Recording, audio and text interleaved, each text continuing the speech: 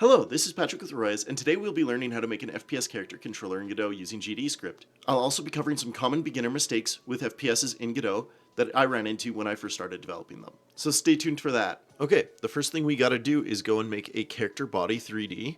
After we make the character body, we're gonna have to go and give it a collision shape. After we've made the collision shape 3D, we'll give it a capsule shape 3D, and then we'll make a mesh instance 3D. Once we've got our mesh instance 3D, what we'll do is give it a new capsule mesh. Finally, the last thing we need to do to make our character is to give it a camera 3D. Now we'll drag our character up to be on ground level, and then we will move the camera up as well to be at the eye level. I'm gonna put mine right about here. Okay, now that we've created our character, the next step's gonna be super easy. On the character body 3D, we're gonna create our script, and we're gonna make it GD script, and we're gonna make it inherit from the character body 3D, and then we're gonna rename it to FPS character, and there we go. Now that we've made our character controller, we're gonna go to the top tab here, select project, go to project settings, go to input map, and create these actions for WASD movement. And now all we got to do is put these into our character controller. In our character controller, the first thing we got to do is give it a class right here, like this. And now we just got to scroll down and put in those input actions that we'd made earlier here. It should look something like this. And that's everything for this script. Okay, now let's test the game out.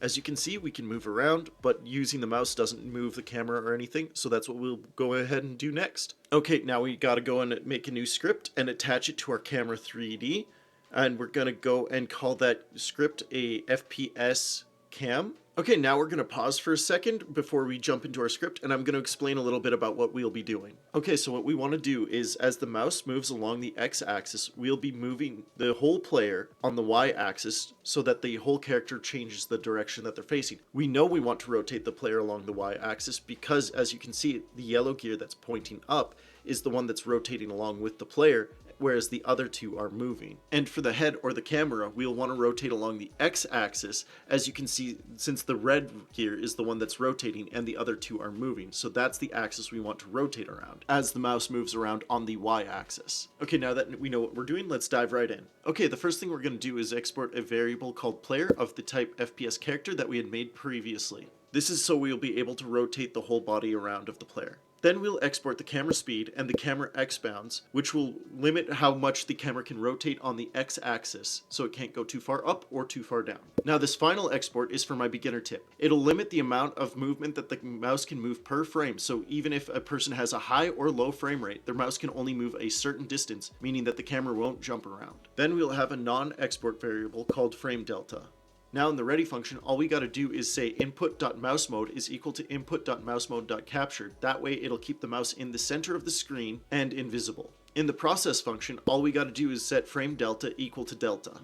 And now the final thing for this project is to write this input function. So let me walk you through it. The first thing we're going to do is see if the input event is equal to input event mouse motion. Now we'll make a variable called velocity and set that equal to event.relative, which is the amount that the mouse has moved that frame. And we'll make a variable called rot that will be set equal to the rotation of the camera. Now we'll set the velocity to be equal to the same velocity but clamped on the X and the Y using the max camera movement per frame that we made earlier. Now we'll set the rot.x to be plus equal to the negative velocity.y multiplied by the camera speed multiplied by the frame delta. If we don't have that negative in front of the velocity.y, the camera will be inverted. So if you wanted to, that would be how you'd set a toggle option for having an inverted camera.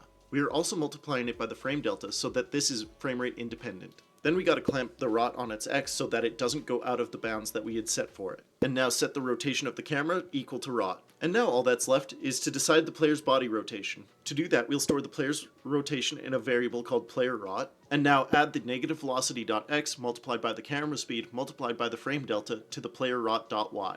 And now just set the player rotation to player rot, and you're done. We've now created an FPS character controller that you can use in all types of different video games. So congratulations! If you liked this video, please like and subscribe, and if you have any questions or comments, please leave them in the comment section. Thank you very much. Bye.